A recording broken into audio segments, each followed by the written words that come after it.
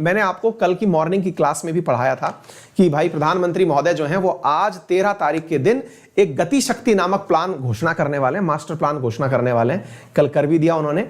तो क्या है ये गति शक्ति मास्टर प्लान, अब पूरी जानकारी इसकी बाहर आ चुकी है। बहुत गजब बात है। गजब बात यह है साथियों कि भारत सरकार हाल ही में एक ऐसी घोषणा को अमल में लेके आ रही है जिसके बारे में अनाउंसमेंट अपनी जो 75वीं मतलब स्वतंत्रता दिवस था हमारा 15 अगस्त के दिन, उस दिन प्रधानमंत्री ने पब्लिकली अनाउंस किया था। क्या अनाउंस किया था? कि हम भारत के विकास के लिए एक 100 लाख करोड़ रुपए का प्लान लेकर आने वाले हैं। इसका नाम होगा गति शक्ति मास्टर प्लान, पीएम गति शक्ति मास्टर प्लान। तो आज आप जानेंगे कि क्या है पीएम गति शक्ति मास्टर प्लान, किस प्रकार से यह काम करेगा, भारत की तरक्की किस प्रकार से होगी, कैसे इसमें 100 लाख करोड़ रुपए का उपयोग होगा, क्या भारत सरकार 100 लाख करोड़ रुपए नए लाने वाली है या कुछ और करने वाली है, कब तक यह पूरा होगा, ये तमाम बातें आज के सेशन में होंगी। चलिए आगे जानते हैं। देखिए साथियों, गति शक्ति मास्टर प्लान क्या है, इसके बारे में हम आपके साथ चर्चा करने वाले हैं। तैयार रहिएगा, बहुत ज्यादा इंपॉर्टेंट है, प्रश्न पूछा जा सकता है। 13 अक्टूबर को यह लॉन्च हो गया, प्रधानमंत्री के द्वारा इसकी घोषणा की गई। तो क्या है गति शक्ति मास्टर प्लान, इसके बारे में अब हम आपको बताते हैं, जिसकी घोषणा इंडिपेंडेंस डे पर की गई थी, लागू इसे कल से किया गया है। तो गति शक्ति मास्टर प्लान के बारे में हम आपको बताते हैं। प्रधानमंत्री के जो मतलब राजनीतिक बयानबाजी है उस पर तो हम नहीं जाएंगे, हम जो आपको इसकी जो सही बात है वो बताने का या इससे कंक्रीट जो निर्णय निकलता है वो बताने का प्रयास करते हैं। भारत सरकार के द्वारा 75वीं वर्षगांठ पर अनाउंस किया गया था 75 गति शक्ति मास्टर प्लान। इसमें क्या क्या खासियतें हैं आइए मैं अब आपको बताता हूं। सबसे पहली बात, पहले तो मैं आपको यह बता दूं, आप में से कईयों को ऐसा लगेगा कि यार अचानक 100 लाख करोड़ रुपए कहीं से आने वाले हैं। पहला और जरूरी पॉइंट समझ लीजिए, ऐसा कुछ नहीं होने वाला है। कहीं से कोई पैसा वैसा नहीं आने वाला है या कोई नई स्कीम नहीं आ गई है। सरकार का कहना यह है कि भारत के 16 मंत्रालय ऐसे हैं, भारत के 16 मंत्रालय ऐसे हैं जो इंडिपेंडेंटली काम कर रहे थे। दोबारा सुनिएगा, 16 डिपार्टमेंट, चाहे सड़क था, रेल था, हवाई जहाज था, फिशरी था, फूड प्रोसेसिंग था, एग्रीकल्चर था, माइनिंग था, संचार था, ये सब लोग इंडिपेंडेंटली काम कर रहे थे। इन सबको एक साथ मिला करके एक ही डिजिटल मंच पर लाया गया है। पहला पॉइंट जो आपको पता होना चाहिए, गति शक्ति मास्टर प्लान और कुछ नहीं, पॉइंट नंबर 1, ये एक डिजिटल मंच है। इसे आप याद कर लीजिएगा। आपसे पूछा जा सकता है कि यह है क्या, तो आंसर है कि यह एक डिजिटल मंच है। डिजिटल मंच का मतलब क्या हुआ? डिजिटल मंच का मतलब हुआ, यह एक प्रकार से सरल रूप में कहूं तो यह एक वेबसाइट है। एक मिनट, आप में से बहुत सारे लोगों ने अनअकैडमी का मोबाइल एप्लीकेशन डाउनलोड कर रखा होगा। जिन्होंने डाउनलोड कर रखा है वहां पर मेरे जैसे लगभग 6,500 टीचर पढ़ा रहे हैं। 6,500 टीचर अलग अलग कैटेगरीज में पढ़ा रहे हैं। अनअकैडमी करती क्या है, उन सभी टीचर्स को एक प्लेटफॉर्म पर ले आई और उनको लीड करने के लिए एक मैनेजर बिठा रखा है। मैनेजर समझिए या मालिक लोग जो हैं वो इन सबको मैनेज कर रहे हैं एक जगह से बैठ करके। आई बात समझ में? एग्जैक्टली भारत सरकार ऐसा ही कर रही है। देश के अंदर 16 मंत्रालयों को एक प्लेटफॉर्म पर ले आई। उस प्लेटफॉर्म का नाम क्या है? डिजिटल मंच। डिजिटल मंच नामक प्लेटफॉर्म पर 16 विभाग निकल करके आ गए। इन 16 विभागों से कहा गया है कि आप अपने कामों को बढ़ावा दें। आप लोगों को आज से यानी कि 2021 से 2024-25 तक, ध्यान से सुनिएगा, ये अब दूसरा पॉइंट जो इंपॉर्टेंट है, 2024-25 तक आप लोगों को अपने क्षेत्र में 100 लाख करोड़ रुपए खर्च करने हैं। यानी कि 16 मंत्रालय, कितने मंत्रालय हैं? 16 मंत्रालय मिलकर के पैसा खर्च करेंगे। इतनी बात समझ में आ गई? 16 मंत्रालय आपस में मिलकर के ये धन खर्च करेंगे। चौथी बात क्या है?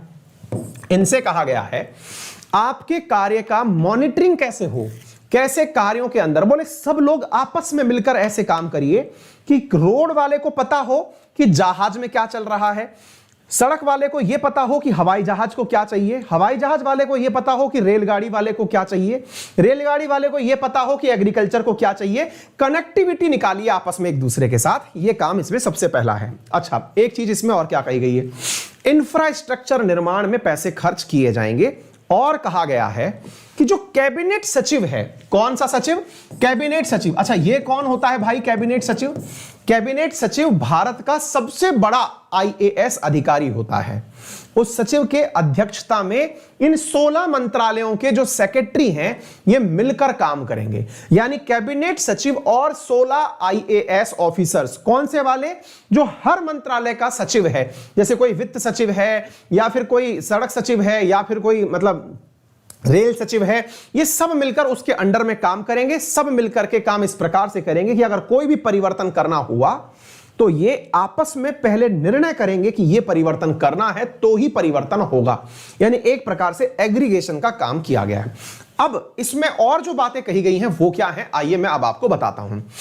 Ministry of road transport and highway से कहा गया है कि आप लोग 2024-25 तक 2 लाख किलोमीटर सड़क का निर्माण करेंगे। यानी 2 लाख किलोमीटर रोड का निर्माण 2024-25 तक किया जाएगा। यह टारगेट लेके किया गया कार्य है, बहुत बड़ा प्लान है साथियों। 2 लाख नई सड़कें अगर बनेंगी किलोमीटर की तो इसका फायदा आपको दिखाई पड़ जाएगा।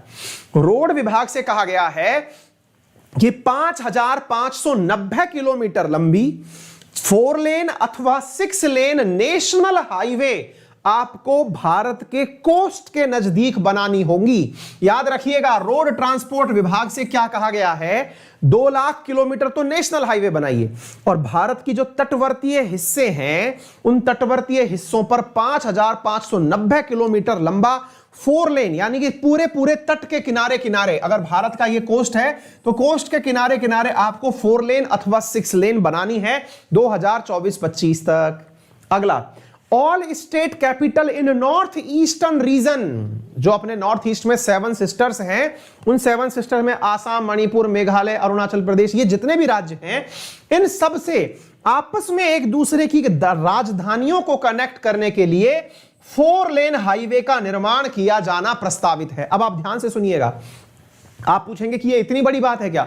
असल में नॉर्थ ईस्ट अधिकतम हिस्सा उसका पहाड़ी है, हिमालयन क्षेत्र में है पूरा नॉर्थ ईस्टर्न इलाका, और हिमालयन में नहीं है तो पूर्वोत्तर की पहाड़ियों के बीच में फंसा हुआ है। चाहे फिर उसमें से वो क्या बोलते हैं ना, मिश्मी, अबोर, ये जितनी भी अपन पहाड़ियां पढ़ते हैं, गारो, खासी, जैंतिया, ये वो पहाड़ियां हैं जिनके बीच में से होकर के रास्ते निकलते हैं। आपको 4 लेन सड़कों का निर्माण यहां पर करना है, और अगर 4 लेन नहीं बना सकते उस जगह पर तो 2 लेन की सड़क बनाएं, 2 लेन के बगल में एक अल्टरनेट रास्ता और प्रदान करें। यह किसको कहा गया है? यह कहा गया है हाईवे डिपार्टमेंट को। तो पहला रोड शक्ति को क्या कहा गया वो भी सुन लीजिएगा। आगे चलते हैं, इसके अंदर साथियों जो और चीजें कही गई हैं वो क्या कहा गया है? इसमें इंफ्रास्ट्रक्चर इनिशिएटिव्स में कहा गया है कि भारतमाला, सागरमाला, पोर्ट्स, उड़ान और इकोनॉमिक जोन और रेलवे, इनको आपस में कनेक्ट किया जाए। सोशल इंफ्रास्ट्रक्चर जैसे हॉस्पिटल, यूनिवर्सिटीज इंटीग्रेट की जाए आपस में एक दूसरे के साथ में, एक ऐसा माहौल बनाया जाए जो कि भविष्य के लिए उपयोगी हो। ठीक है ना? Multi modal connectivity infrastructure to various economic zone, जैसे भारत के समुद्र से चलकर व्यापार के रास्ते में आने वाले जो कार्गो हैं, कार्गो का मतलब हुआ जिनमें माल ढर करके आता है, इन कार्गोज की कैपेसिटी को बढ़ा करके कितना कर दिया जाना चाहिए? 1,759 million metric ton per annum, जो कि वर्तमान में 1,282 million metric ton per annum है। इसको बढ़ा करके 500 इसकी कैपेसिटी और बढ़ा दी जाए। कार्गो का जो मूवमेंट है वो पूरे ऑल वाटरवेज में 95 मिलियन मैट्रिक टन जो है वो कर दिया जाना चाहिए फ्रॉम 74 मिलियन मैट्रिक टन से, जो कि 2020 में था, उससे बढ़ा करके इसकी संख्या बढ़ाई जानी चाहिए। अर्थात भारत की नदियों में से होने वाला जो ट्रांसफर है वस्तुओं का, उसकी मात्रा को बढ़ाई जानी चाहिए। कार्गो मूवमेंट और Ganga to be increased from 9 to 29 metric ton, यानी कि जो गंगा नदी है उसमें से जो कार्गो का मूवमेंट है उसको बढ़ा करके 29 मिलियन मीट्रिक टन किया जाना प्रस्तावित है। यह भारत सरकार का कहना है। इसके साथ साथ और क्या कहा गया है? भारत में 109 नए फार्मा और मेडिकल डिवाइस क्लस्टर्स बनाए जाएंगे। ये सारे पॉइंट लिख लेना, आंसर में काम आएंगे।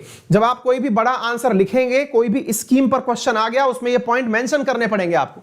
109 नए फार्मा और मेडिकल डिवाइस पार्क बनाए जाएंगे। अर्थात यहां पर आपने जो भी फार्मास्यूटिकल के अंदर भारत सरकार के द्वारा प्रोडक्शन लिंक इंसेंटिव स्कीम के तहत कहा गया है कि जो भी एपीआईज हैं, यानी कि जो एक्टिव फार्मास्यूटिकल इंग्रेडिएंट्स हैं, जिन पर भारत सरकार के द्वारा हाल ही में 13 ऐसे विभाग थे जिन्हें प्रोडक्शन लिंक इंसेंटिव स्कीम दी गई थी, उनसे कहा गया है कि आप लोगों के लिए हमारे द्वारा पार्क बनाए जाएंगे। पार्क का मतलब घूमने के पार्क नहीं होंगे, वहां पर सारी इंडस्ट्रीज एक साथ रहकर के इस निर्माण कार्य को प्रोत्साहित करेंगी।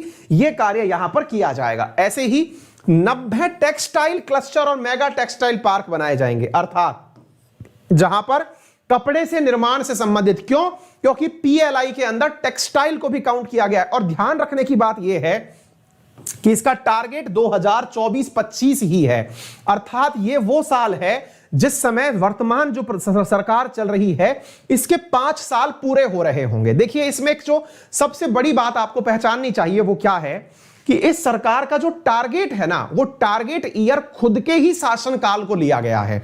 यानी कई बार ऐसा होता है कि भारत में जो प्लान बनते हैं वो प्लान इतने लंबे समय के बना दिए जाते हैं ताकि उससे यह लगता है कि ये तो हम होते तो ऐसा कर देते। अब हम थे ही नहीं, हमारी सरकार ही नहीं थी, तो कैसा करेंगे।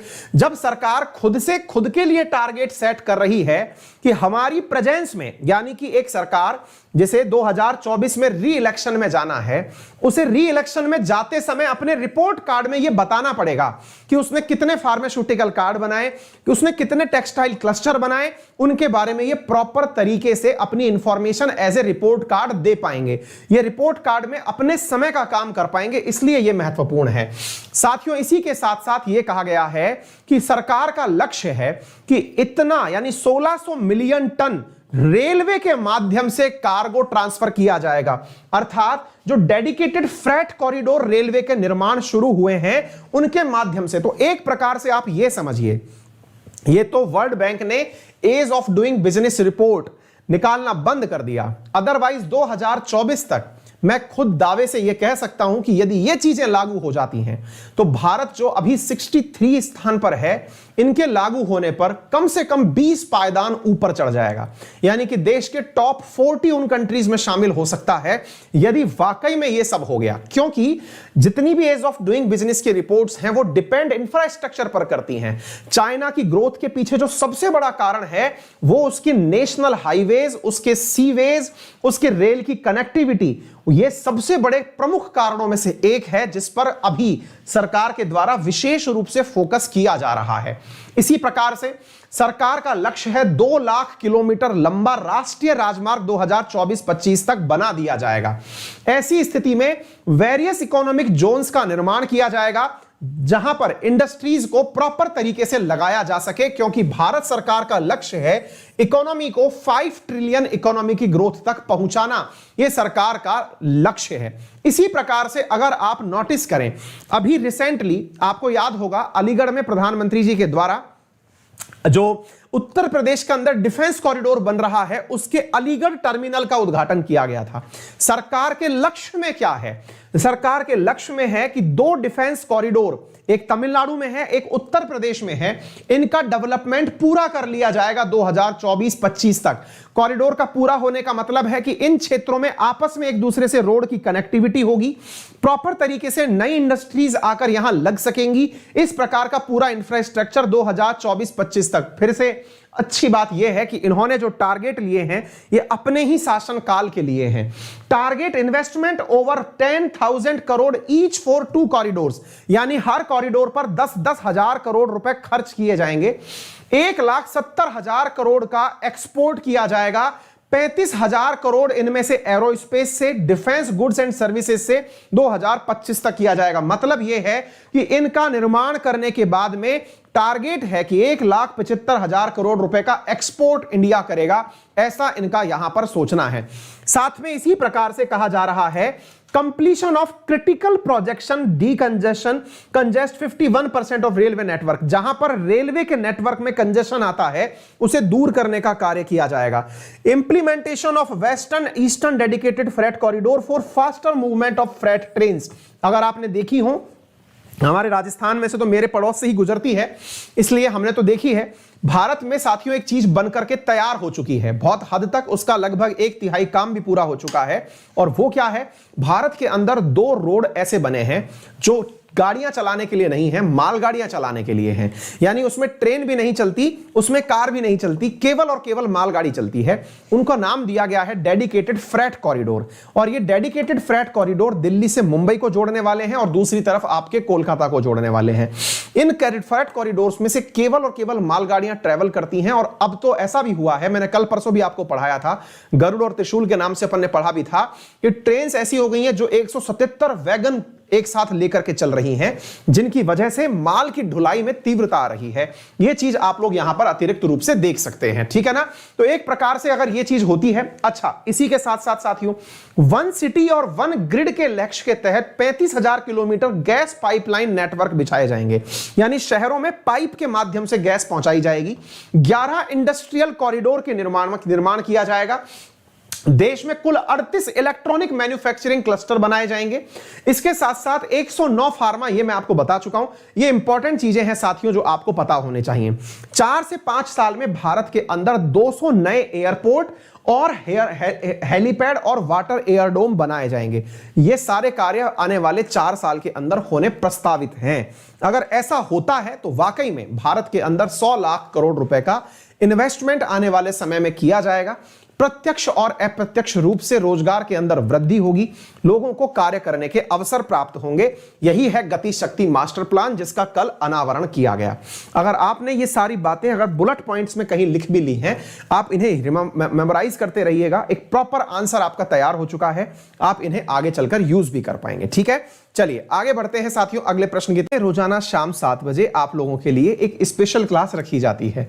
आज भी होगी वो स्पेशल क्लास जो कि फ्री ऑफ कॉस्ट होगी।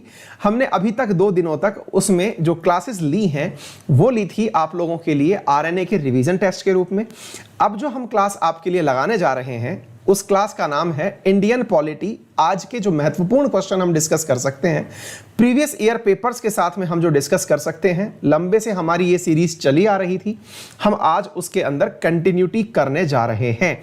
तो आज के सेशन के अंदर शाम 7 बजे आपको क्या मिलने वाला है मैं पहले ही बता देता हूं। आपको आज के सेशन में इंडियन पॉलिटी के बहुत ही इंपॉर्टेंट क्वेश्चंस मिलेंगे जिन्हें आप जरूर कुछ सीखते हुए करने वाले हैं। तो आज के सेशन का लिंक मैंने ये आपके सामने ही शेयर कर दिया है।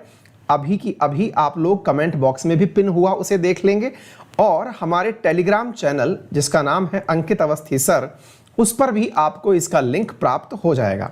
ये आपसे बात करते करते आजकल मैंने सही तरीका ढूंढ लिया है आपके साथ बात करते करते इस सेशन लगाने का, ताकि कहीं भूल ना जाऊं। अक्सर क्या है ना कि बुढ़ापा आ गया है, लग रहा है भूल जा रहे हैं, ठीक है। तो ये पार्ट है, तो पॉइंट आपको मिल ही गया कि आज क्या होने वाला है इवनिंग में 7 बजे, ठीक है। अच्छा, इसके अलावा जो भी विद्यार्थी मेरे साथ पेड कोर्सेज पढ़ना चाहते हैं उन्हें मैं इन्फॉर्म करना चाहूंगा, मेरा रेफरल कोड अंकित 10 यूज करके आप किसी भी कैटेगरी में, फिर चाहे यूपीएससी हो, एसएससी हो, बैंकिंग हो, रेलवे हो, डिफेंस हो, किसी भी कैटेगरी में आप पढ़ रहे हो, रेफरल कोड अंकित 10 यूज करके 10% डिस्काउंट आप इमीडिएटली प्राप्त कर सकते हैं।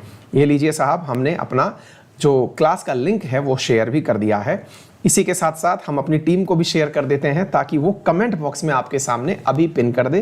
क्लास के साथ वाले में, क्लास के बाद वाले में, दोनों में वो पिन हो जाए ताकि आप लोगों को क्लास मिल जाए। अच्छा, और क्या खास बात होती है, अलग अलग कैटेगरीज में, क्योंकि आज 14 अक्टूबर है और आज के दिन की खासियत यह है कि जो डिफेंस वाले विद्यार्थी हैं, विशेष रूप से एनडीए, सीडीएस, सीएपीएफ, एफकेट, इनकी तैयारी करने वाले विद्यार्थी जो हैं, उनके लिए अनअकैडमी पर 14 तारीख तक के लिए ही एक ऑफर चल रहा था। उस ऑफर के तहत डिफेंस की तैयारी करने वाले विद्यार्थियों को एनडीए की तैयारी में 6 महीने की तैयारी के साथ 1 महीने का एडिशनल सब्सक्रिप्शन दिया जा रहा था। 12 महीने की तैयारी के साथ 12 महीने का एसएसबी का सब्सक्रिप्शन दिया जा रहा था। 24 महीने की तैयारी के साथ में 4 महीने का एडिशनल सब्सक्रिप्शन दिया जा रहा था। आज वो ऑफर रात 12 बजे समाप्त हो जाएगा। यदि आप में से कोई भी विद्यार्थी डिफेंस कैटेगरी में सब्सक्रिप्शन लेना चाहता है तो वो अपने आप को एनरोल कर ले, ठीक है। मेरा रेफरल कोड अंकित 10 यूज करके जितने भी एडुकेटर्स वहां पढ़ा रहे हैं उन सबकी क्लासेस, सबकी प्रीवियस लेक्चर्स, आने वाले लेक्चर्स, सभी का कमेंट, कंटेंट सब आपको प्राप्त हो जाएगा, जिसको आप मेरे नाम से सर्च कर सकते हैं। वहां पर कुछ ही देर में प्राप्त हो जाएगा। सब्सक्रिप्शन रिलेटेड किसी भी क्वेरी के लिए आप अनअकैडमी लर्निंग ऐप अपने मोबाइल में इंस्टॉल कर लें। हेल्प एंड सपोर्ट पर जाकर जानकारी भी प्राप्त कर सकते हैं। यदि आप वहां से नहीं चाहते तो हमें हमारे टेलीग्राम पर भी मैसेज कर सकते हैं। आप हमसे सीधी कनेक्शन करके बातचीत भी कर सकते हैं। आपको किसी भी प्रकार की कोई दुविधा हो तो हमें बताएं, हम आप उसके समाधान करने के लिए तत्पर हैं। फिलहाल के लिए इतना ही। अपना ख्याल रखें, बड़ों का सम्मान करें, छोटों को प्यार दें, अपना व्यक्तित्व इस प्रकार से विकसित करें कि महिलाएं आपके साथ सुरक्षित महसूस करें। धन्यवाद।